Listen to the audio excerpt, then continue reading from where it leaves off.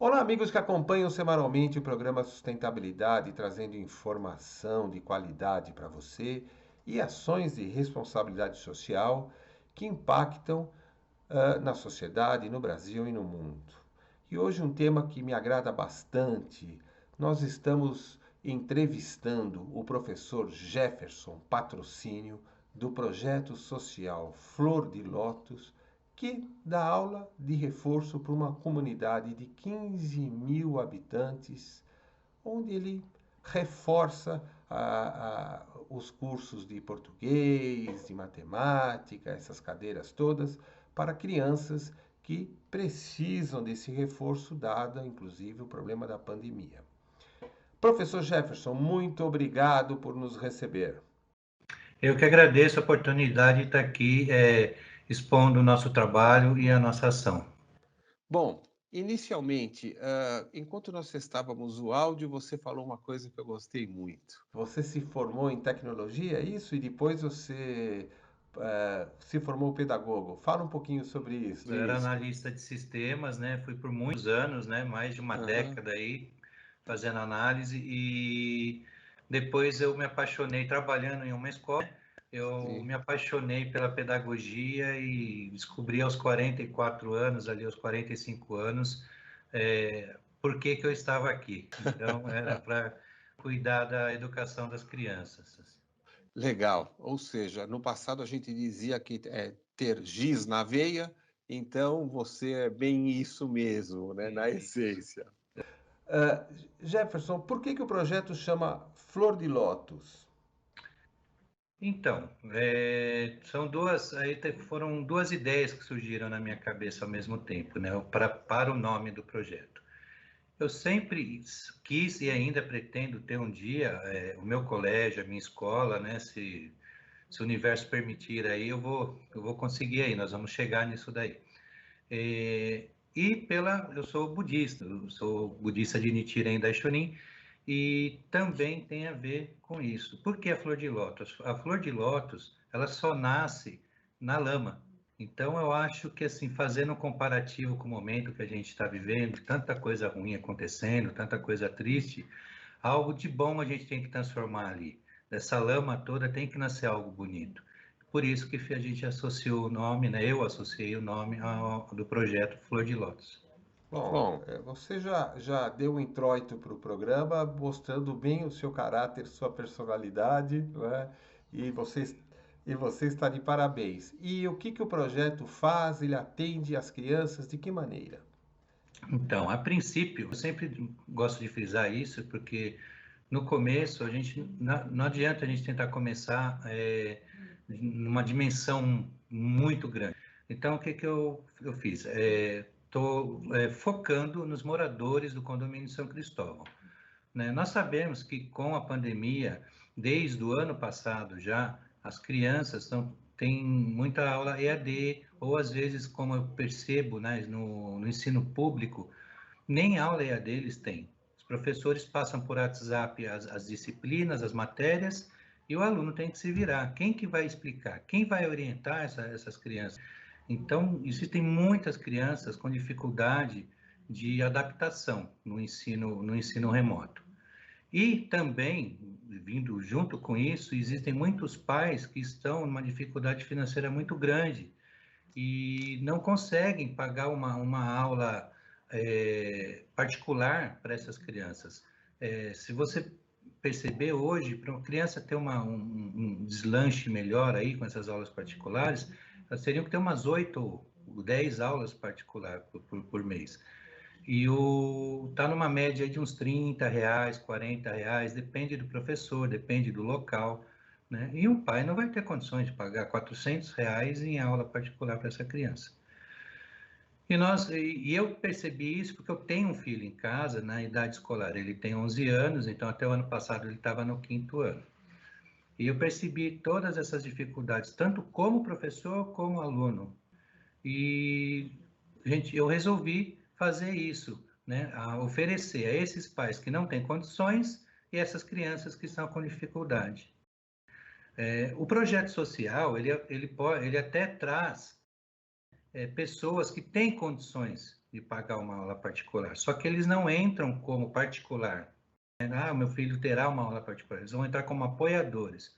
Está faltando caneta para o quadro branco? Esse pai vai comprar. Ah, nós vamos fazer as camisetas para identificar as crianças? Esse pai vai comprar. Entendeu? Então, é assim que a gente está fazendo. A gente vai fazer, transformar esse recurso que entra, não para pagar professores, porque isso é um trabalho voluntário, mas sim para reverter em benefício para o próprio projeto. É interessante que a essência da palavra amador, né, está, na verdade, estava vinculada no passado às pessoas que produzem algo com amor, né? Então, na verdade, você é a essência do professor amador, porque você não está fazendo da sua vida profissional isso, mas está colocando o seu conhecimento, o seu tempo à disposição. E para fazer isso, você está usando uma escola, né, que é o Colégio Pestalozzi, dentro do condomínio, ou seja, você está de forma presencial atendendo as crianças, é isto? Isso é importante frisar. Isso que nós estamos fazendo é forma presencial, porque, como dizem por aí, é chover no molhado. Não é adiantar eu dar uma aula de recuperação, uma aula de conteúdos EAD. Se a criança Certo. justamente precisa de um reforço porque ela tem dificuldade, então tem que ser presencial. Estamos Lógico. respeitando todas as normas de saúde, não são mais do que 8 crianças por turma, que ficam bem separadinhos na sala. É uma sala Sim, ampla, bem sim. arejada, com álcool gel, máscara. Então, na hora do intervalinho deles também ficam só 2 em cada mesa, um em cada lado. Porque, assim, nós não queremos colocar nem os professores, os voluntários, e nem as crianças em risco, nem menos, muito menos a família deles. Sim. Você Atende atende alunos alunos. do Fundamental 1, né, que vai de 5 anos, de 5 anos do primeiro ao quinto, né? Tá. E os pais levam as crianças lá e ficam lá fora esperando? É esse que é essa a dinâmica? Então, alguns pais, eles assinam autorização que o filho chega e vai sozinho, principalmente aquelas crianças do quarto e quinto ano, que já têm 9, 10 anos de idade. Sim, Mas a maioria levam as crianças, eu fico lá na porta, ou a própria recepcionista do da colégio, escola. né, os recebe, Sim. afere a temperatura, passa o álcoolzinho na mão lá, tudo direitinho, e vão embora. Aí na hora da saída, os pais esperam lá fora. Sim. Quem tem autorização vai embora sozinho. Quem não tem, tem que esperar lá dentro. Essa é a tua primeira experiência como voluntário no trabalho, assim? Eu já trabalhei antes, foi em 2014, com o projeto social do Pestalozzi. Eu já tinha feito isso, mas era assim, eram ações separadas. Elas não tinham, não era interligado e era sazonal. E acontecia aqui, não saberíamos se ia acontecer novamente aquele tipo de ação.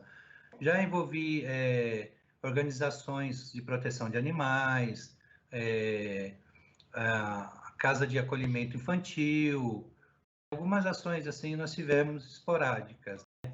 Montar um bazar, né, beneficente e por aí vai. Mas não era um projeto que ia seguir, entendeu? Sim. Sim. Você fazia parte de uma história e agora você está construindo uma história. Na, A pergunta é motivada pelo seguinte: como é que você está vendo a reação dos pais e que tipo de impacto você acha que está levando para a sociedade e no seu entorno, pelo menos?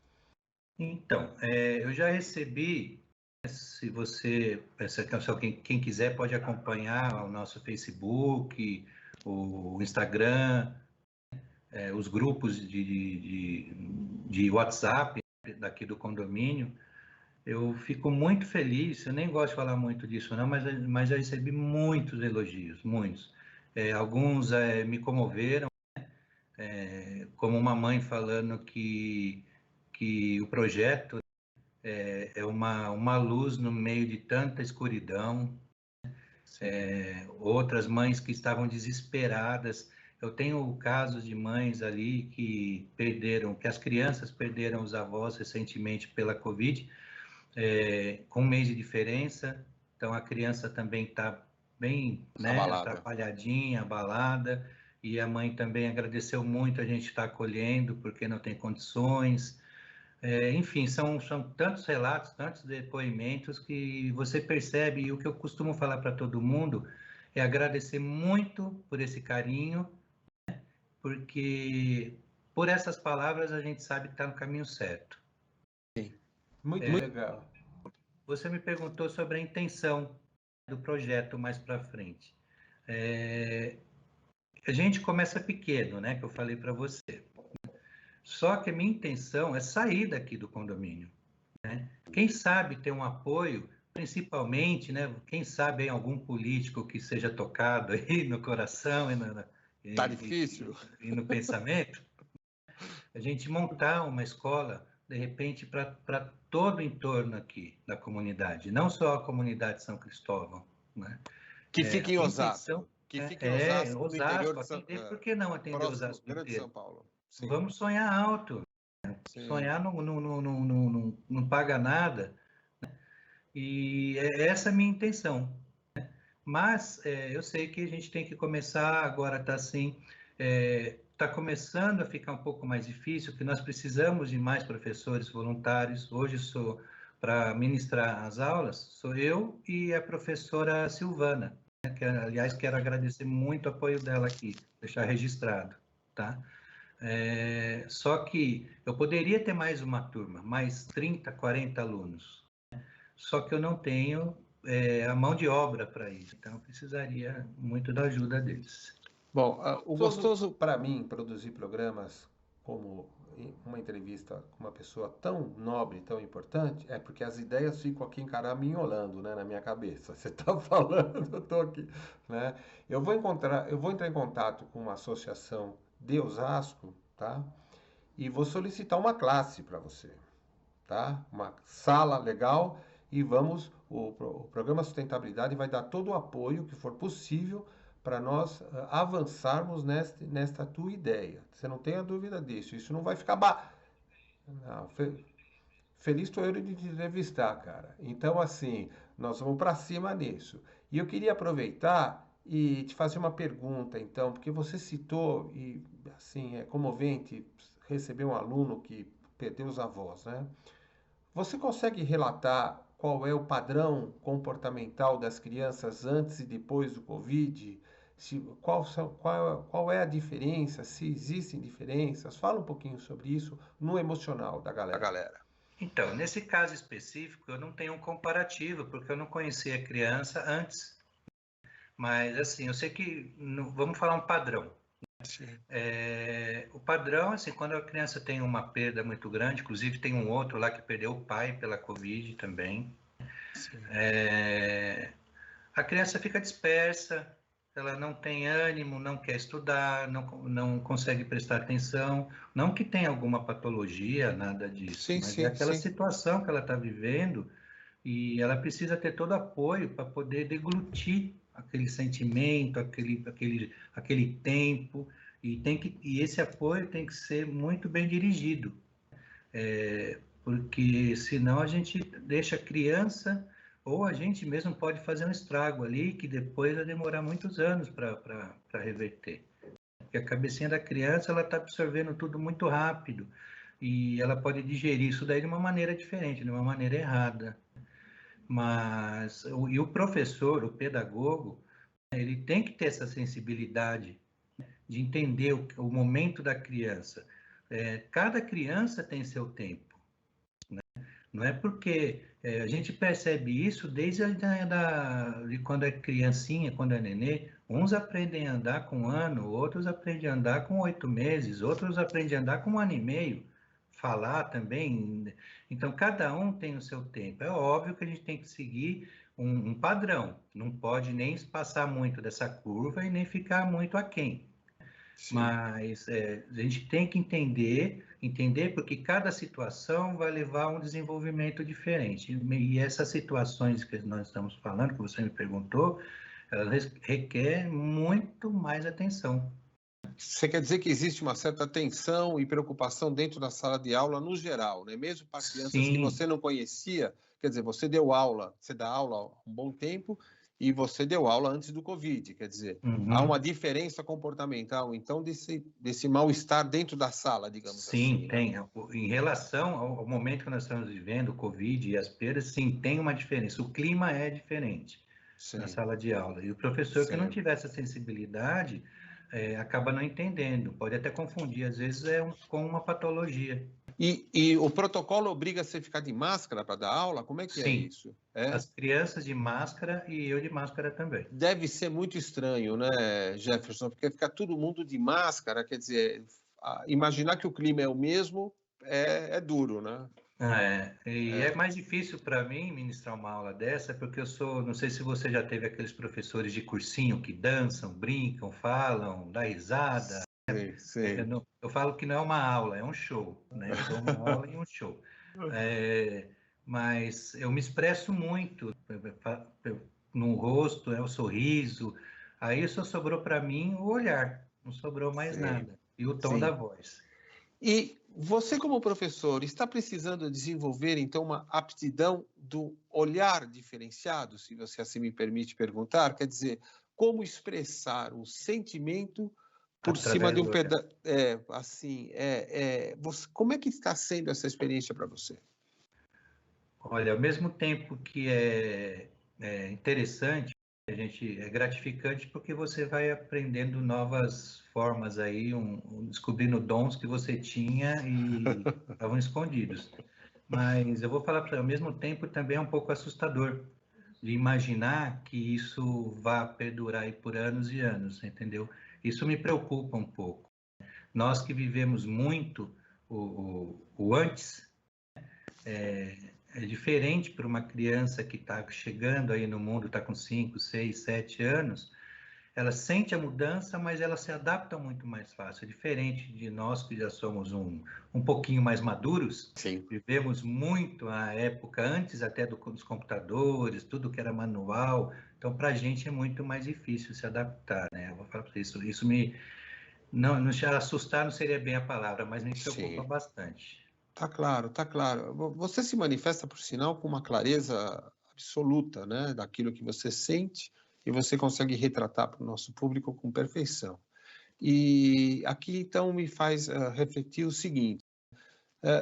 Se você está numa sala de aula para levar esse reforço para as crianças no campo emocional e no campo educacional, como que é a organização disso? Porque um está com deficiência em português, outro em matemática. Como é que você distribui esta demanda que deve ser imensa?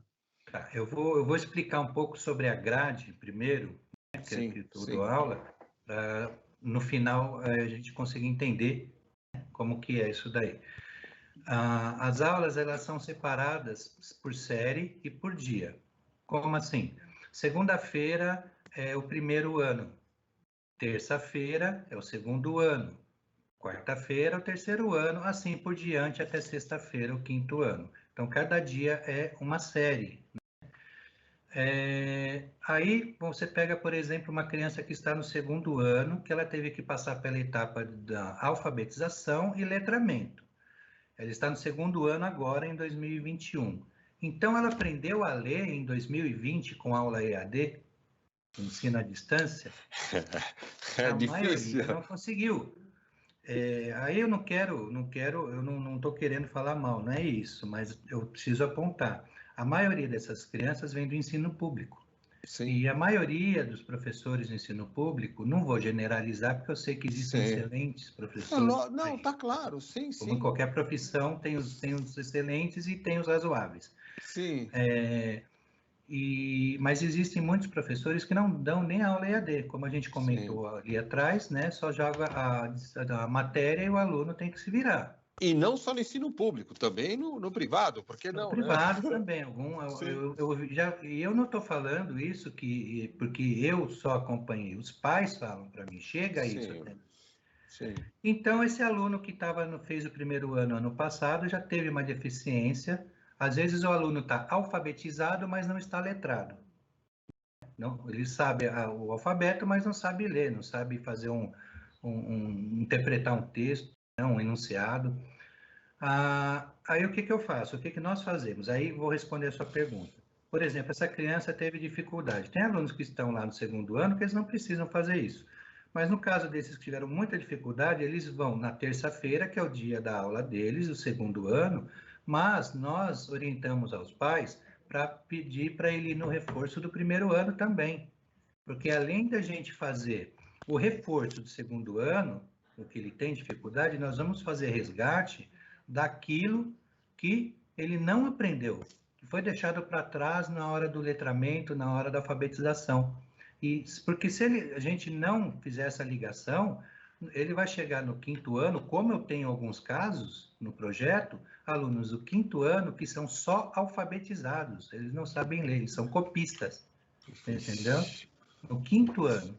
E aí, esses eu tenho que pedir para os pais para ele vir desde segunda-feira até o quinto ano, na sexta-feira. Ou seja, ele vai todos os dias. Tem que ir, precisa. Sim. Por quê? Aí eu falo que eu tenho muitos professores que querem laudar, né? Nós não somos psicólogos, não somos neurologistas. É lógico, a gente sabe diferenciar um aluno que tem alguma patologia de outro que não tem. Mas, para poder fazer isso, primeiro eu tenho que acabar com todas as possibilidades de que aquele problema foi lá na frente, que se eu arrumar, ligar ou desligar uma chavinha lá no primeiro ano, ele vai clarear a mente e vai entender tudo.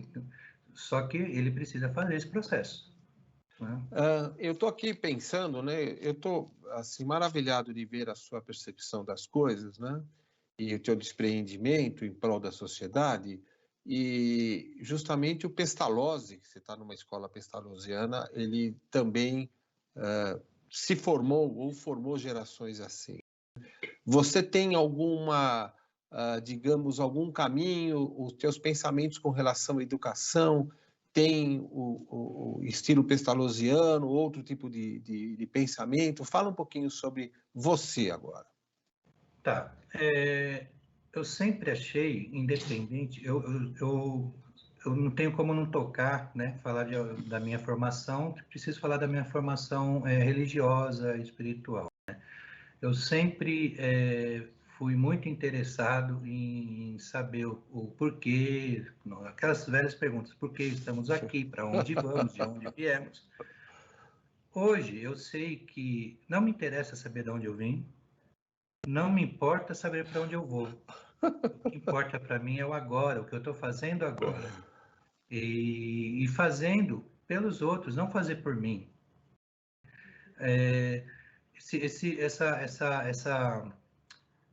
Essa questão, essas questões dentro da minha cabeça, eu já resolvi. E eu me perdi um pouco aqui nas minhas ideias, né? Mas você pode refazer a pergunta final, por favor? Não, ótimo, eu achei ótimo, eu adoro isso. Eu estava dizendo o seguinte, existe o pensamento pestalozziano, né? E existem os orientadores educacionais que formaram o teu saber, né? Você teve alguma escola específica? Tem várias? Tem mais de uma? Eu já vi que a tua formação espiritual é uma formação acadêmica de grandiosa. Agora vamos à formação acadêmica, a tua visão acadêmica de fato, né? Então, eu estudei eu me formei na Unimes. O que é a Unimes? O que é a a Unimes? Universidade Metropolitana de Santos, Tá. né, em pedagogia. E lá, assim, eles não direcionam a sua forma de educar ou de trabalhar. Lá não é baseado em cima de ideias, né, de algumas pessoas ou de alguns estilos, né, vamos dizer assim, de dar aula ou de prestar educação. Eles te dão um leque de pessoas, né, de psicólogos, de educadores, e você, naturalmente, você vai seguindo o caminho. Era isso que eu ia te responder. Eu não peguei ninguém como o meu mentor, o meu orientador, né, meu guru da educação. Eu fiz um apanhado do que eu achei que era válido em cada momento da educação, em cada pessoa, e excluir aquilo que eu não concordo, porque eu não sou obrigado a gostar de Paulo Freire 100%. Só que tem coisas que eu não concordo. E por aí vai. Cortella, adoro Cortella, né? Só que também não concordo com tudo que ele diz. Eu não sou obrigado. Eu acho que essas diferenças e esse retalho que a gente vai montando que enriquece cada vez mais. Eu achei a tua resposta muito linda, na verdade, porque as pessoas hoje em dia estão ou é A ou é B, e esquecem que o mundo é construído de tantos pensamentos diferenciados, né? E você dá um exemplo disso, colocando a sua dedicação como o exemplo, e não que pensa A ou B. Eu acho isso maravilhoso. Infelizmente, nós já estamos chegando no final do nosso programa. É uma pena, uma delícia, tá? Mas aqui eu vou reafirmar o compromisso de colocar, eu vou entrar em contato com uma entidade de Osasco e vou solicitar uma sala maior e com o apoio das condições sanitárias necessárias para que você consiga estender essa atuação maravilhosa, que é um exemplo de sociedade saudável a ser construída. Parabéns, Jefferson. Eu estou muito feliz de te entrevistar, saiba disso. Deixa as suas despedidas aqui. Fico emocionado, então. Muito obrigado. Então, o que eu quero é agradecer a você mais uma vez pela oportunidade de expor, né, a nossa ação. Quero agradecer também as pessoas que estão trabalhando junto comigo para que isso seja um sucesso e para que cresça cada vez mais. E quero fazer um apelo para quem puder nos apoiar no projeto, que entre em contato aí comigo, entre em contato com a gente ou com você.